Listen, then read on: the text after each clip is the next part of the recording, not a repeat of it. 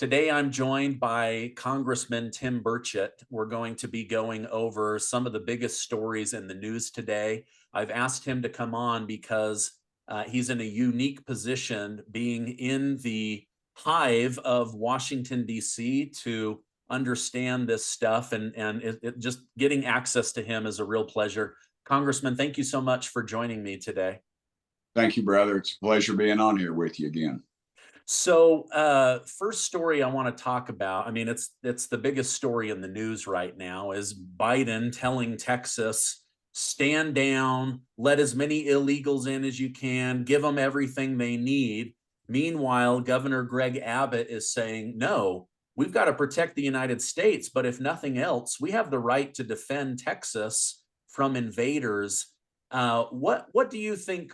What do you think Texas has the right to defend themselves? And then secondly, these 25 Republican states coming and backing Texas, does that make it harder publicly for Biden to push Texas down and punish them the way that they have? Well, first of all, I believe the states have the right. I think the Constitution is pretty clear about that. That's, you have, it's called states' rights, and that usually trumps just about anything. And as far as what the president's doing, I don't believe he's cognizant of what's really going on around him. Honestly, there's been jokes made about that, but I think I've had conversations with him, and it's a very sad commentary on what's going on. But saying that, I believe that some of the people around him that are advising him, I believe they're anarchists. I believe they want to destroy this country. There is no other reason for them to do this. I mean, they've allowed, we think, maybe 10 million people in the last 3 years. I was told it was 8, but apparently you add in the gotaways. And then, of course, what's most troubling to me is it's our soul. It's the 100,000 children that are sold into God knows what. It's the sex trafficking. You got cartels that have no soul. I mean, these people are, as far as I'm concerned, they're from the pits of hell. They are the devil. And he's running that show. I mean, they could have organ harvesting. They don't care. They rape these kids. And then this insatiable appetite, apparently, that for the pedophiles in this country, those dirtbags, we need to send them straight to hell as well. But all this is going on, and we're allowing it. And then for him to say that the Republicans aren't allowing him to do anything, he's already got the law. He is not allowed. And on the other hand, he's saying, they're not allowing me to do that. But, he can send $114 billion to Ukraine. But, the Democrats wouldn't allow Trump $4 billion to build the wall because they said it would break us. So they keep throwing Trump. Well, Trump tried. But if you remember, Pelosi and the House would not allow, for whatever reason. They wouldn't admit they had a problem, first of all, with fentanyl, because if they do, they have to admit that it is, in fact, the southern border. And they keep saying, well, we catch the most of it through the port of entries. Well, that doesn't mean that's where the most of it's coming through. And then you talk about the several hundred people we've caught on the terrorist watch list. And of course, the left says, well, that just shows our programs are working. We're catching them, as if we are, and then the last one that was caught in Minnesota was captured at the border and then released. And then in Minnesota, we know there's a large Middle Eastern population. I believe that's where, that's where several folks, I won't mention names in Congress, but anyway, and so there's no other answer. They are compromised. Somebody is forcing this, and they're anarchists. They want to destroy this country. You've got a flag behind your desk. I'm sure it's a 50-star flag, but if we were in my Knoxville office, you would see a 48-star flag. That was on my uncle's casket. He died fighting the Nazis while my daddy was off fighting the Japanese. And my mama actually flew an airplane during the war. These rifles behind me, they're Japanese rifles. And my dad took off of people that he actually either killed or took part in killing.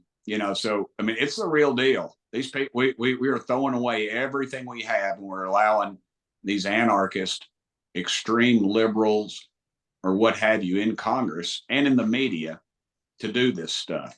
And it's not hyperbole. It's not, some tinfoil hat wearing redneck telling you this. It's the reality.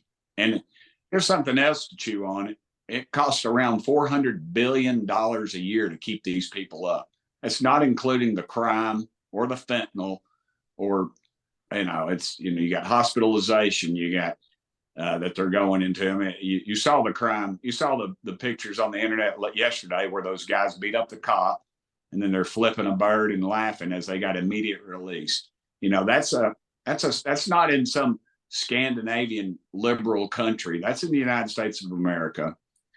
And in New York, they're all leaving. They're coming down here. But the problem you got is the poor people that are up there that work, they're working folks that can't afford to leave. They're stuck in that hellhole. And it's pathetic. And, that's why I say no.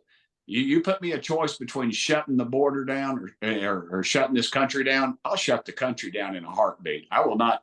You get me a budget, and I'm not going to vote for it unless they have the border situation. And to tie it to Israel or Ukraine is a joke. That is a joke, and nobody's buying that. The media is, and these left-wing kids are, these college professor types. They got no other thing to do than to sit there and pontificate in their taxpayer-funded jobs. But we've got to get control of this thing. And sorry, I went to preaching, but I'm passionate about this. I think about my daddy. I remember one time it was it was an election night, and it wasn't going too well for the country. And I remember it was me and his daddy and I. We were sitting at our kitchen table. I always like to say we were having a traditional Italian meal. We'd brought home a Mr. Gaddy's pizza, and Daddy said the blessing. We were there at 8220 Bennington Drive. I remember in our living room, we had one of those little color television sets that weighed about, 40 pounds. It's like a cinder block and a little bitty picture, but it was cool. Now we got all that in these cell phones, dime a dozen. And I remember Daddy said the blessing. He said, Lord, please don't let us lose our country. And that was almost a surreal moment for me as a young man. Daddy was a World War II veteran, and he fought and killed people for this country. And dadgum, we're just giving it away. So, yeah. And I'm sorry, what was your next? You had some other questions. No, that was really great. And you jogged a memory that I had. I don't know if you saw this, but 2 days ago, protesters were protesting in front of Nancy Pelosi's home. And she got really frustrated with one of them, and they caught it on camera. She said, "Why don't you go back to China where you came from?" Now, a lot of her constituents are Chinese because of San Francisco, yep. And we love Chinese American people. They bring a lot of value to the country, right? And she's the one that drafted the bill where attacking Asian Americans is racism and illegal. And here she is caught on camera saying, "Go back to China where you came from." It's just kind of crazy. But a complete double standard is what it is. A complete double standard. Yeah. Another thing that I wanted to ask you about was, so yesterday I was supposed to interview retired Colonel Daniel Davis. He had to cancel. He said, "Listen, things are so tense in Washington, D.C. with the military deciding how to respond to Iran. This whole thing could erupt in a major war any minute now. I've got to cancel the interview." As somebody who's connected to Washington, D.C., what do you know about Iran? Is this about to escalate, or can they de-escalate this situation? Well, you didn't have this under Trump. I'll tell you that. And I'll tell you why. Everybody's focusing on the $6 billion, we freed up allegedly of their money or whatever. And there's a question of whether we've froze it or not. And I don't really care. Unfortunately, that is a very small amount. What happened was when Biden, he basically relinquished all the controls that we had on their oil, which we basically shut their oil production down or squeezed it down a very small amount. When he released that, they have made billions with a B, multi-billion, hundreds of billions allegedly in profits. And those profits are funding the Houthis and the Iranians against us. So we're in effect are funding both sides of that war, our own defending our own people. And then of course, funding them. So it's just like what happened in Ukraine in the beginning of it, the tax oil credits with Russia and others. You know, it was very obvious to me what's going on and what has happened. Yet, again, the media, the Pentagon wants to get us in another war because, as I've stated, people don't like it. And I call the Pentagon war pimps. Their business is war, and their business is very good. Case in point. Yeah. You look this up. Nobody has, you know, people always, they attack me, but they don't attack what I say because this is the truth. Look at the missile defense system what we sent to Ukraine. We depleted our missile defense system to send to Ukraine.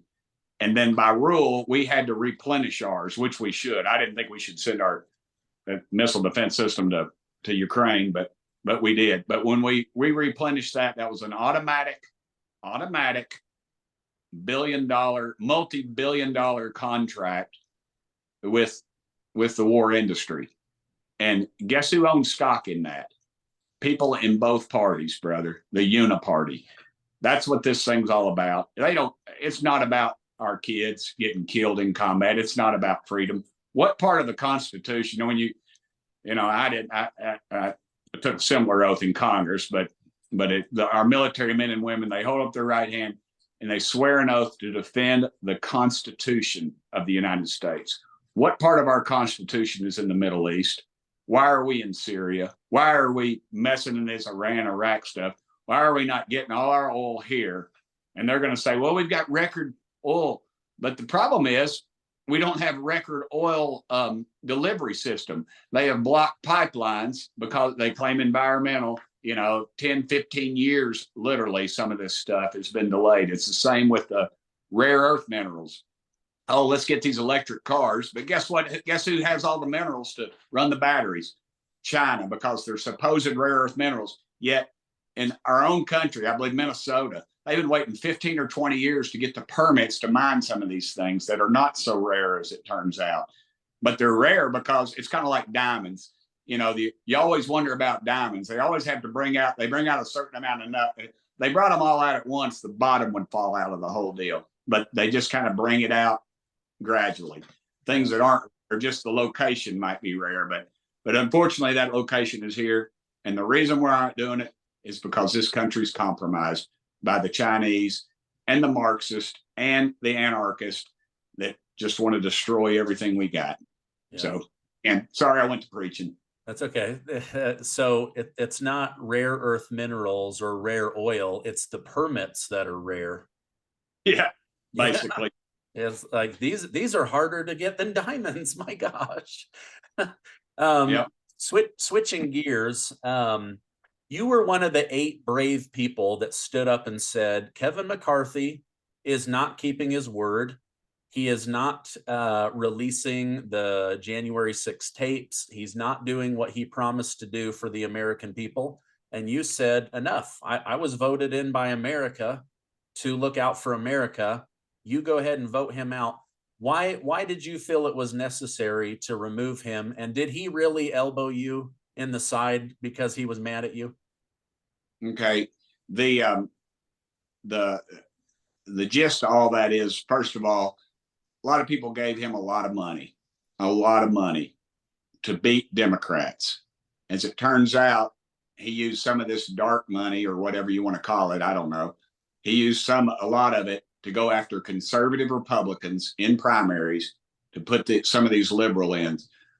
I know of 5 in Congress right now. I could probably get more, well, probably 6, I guess, some others. But in the recent class, as they say, that they had a lot of dark money supporting their liberal Republican opponent. And, a liberal Republican, that's why we have so much problem right now, is because so many liberal Republicans, we have a 1-person majority, obviously. But these people their mindset is just the same as a Democrat, but they elected as a Republican with the art. And that's their business. I'm not being actually critical of their mindset. That's just what they believe. But we don't have to support those people. I think a lot of Republicans that gave him money would be surprised at that. And the fact that he lived a very nice lifestyle, private jets, and you can Google it. There's a nice story that came out. It's a really long story documented. And I was told by a reporter after this was over, a well-respected reporter, kind of put the pencil down and off the record said, "Tim, you dodged a bullet with this whole. You all dodged a bullet with this thing." And I said, "Yeah," because that should have been a huge story. But again, the uniparty, the people that are in control, they chose to attack us instead of the points we were making. And yes, he did elbow me, and I never reported it. I didn't talk to the press about it. I was contacted by the press. If you'll go back and read the story, nice lady from NPR. Now, my background. NPR is not exactly going to sing my praises. I mean, that's more. But this lady, and she's always very kind to me, and I always call on her at the press gaggles. I always call on everybody. You'll see a young guy or girl come up and go, Congressman, try to jump in my face. And I go, dude, chill out, man. I'll answer everybody's question, because I usually just go in a clockwise position, start at the left, and she's always over to the side, and she's very nice and holding up her little microphone. And I always call on her. And she asked me a question. I don't remember what it was, but it was important to her. And at that time, he walked by and he threw an elbow right in my kidneys. And he said he didn't do it, if you remember. And then he said, well, it was a narrow hallway. And then he said, well, maybe I brushed against him. No, he elbowed me, and he had his security detail, which he shouldn't have had, taxpayer funded security detail, mind you, because he was no longer speaker. And, walking down the hall, clearing the hall out. And yeah, he did it. And that's the way a bully does. You throw the little kid throws a rock it's just like a kid throws a rock over the fence and runs home and hides behind his mama's skirt. And that's why he's coming after me.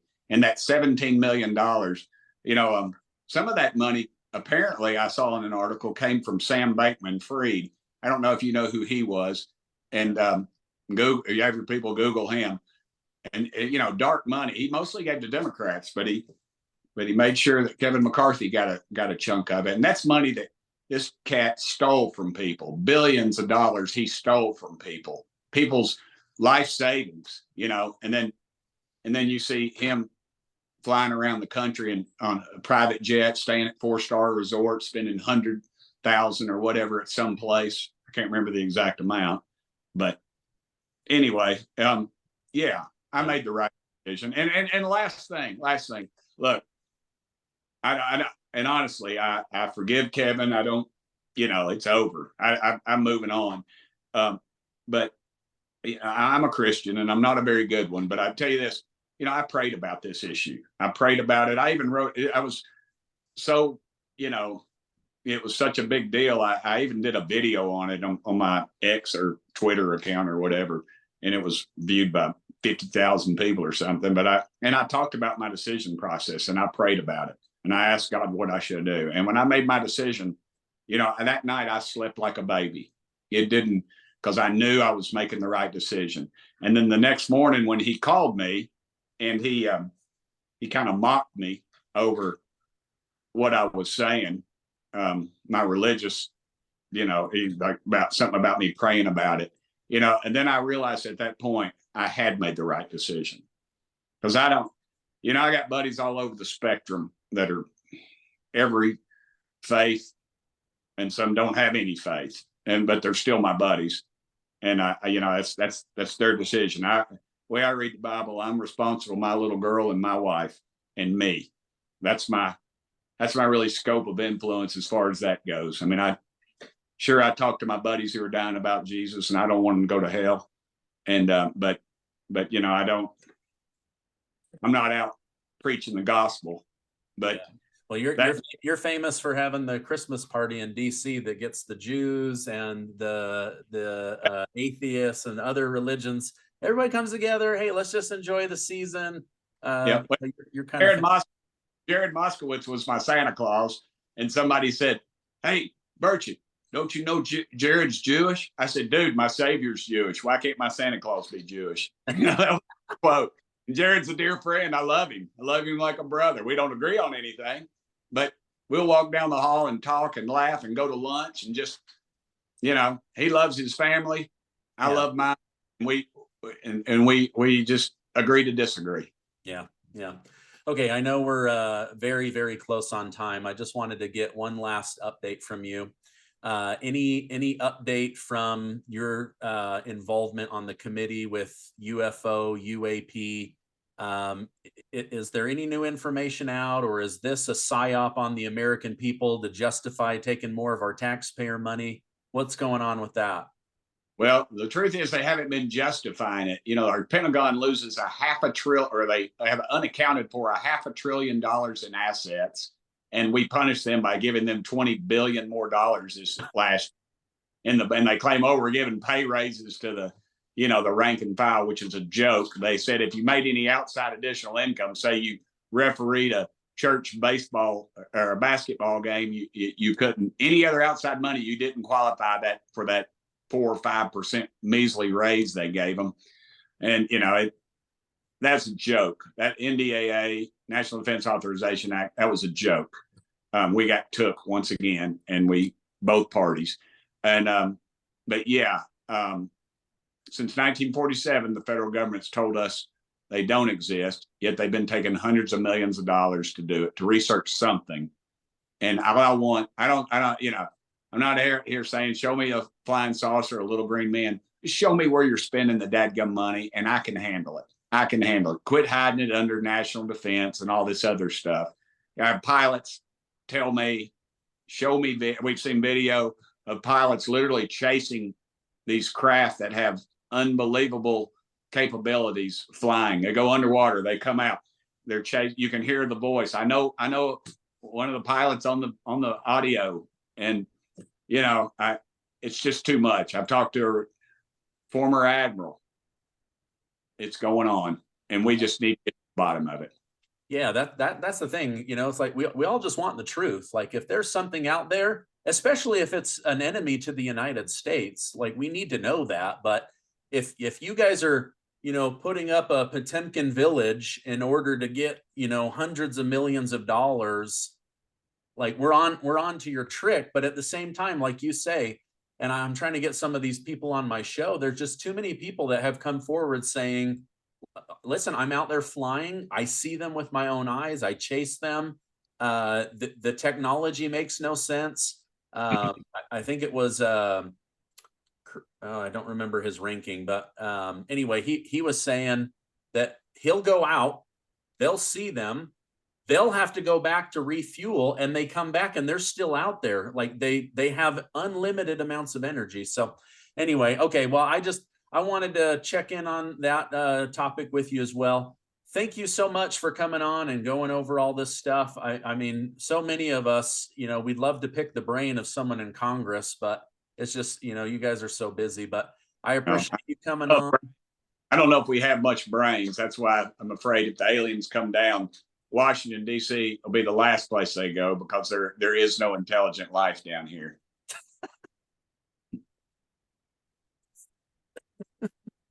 All right, that's a good one. I'm gonna end on that. Thank you, Congressman Burchett, for coming on, serving the country, doing everything you do. I hope you have a great rest of your day. Thank you, brother. You pay my salary. Congress needs to listen and be on more of these programs. And thank you for putting the truth out there, brother. And thank you for letting me tell my story.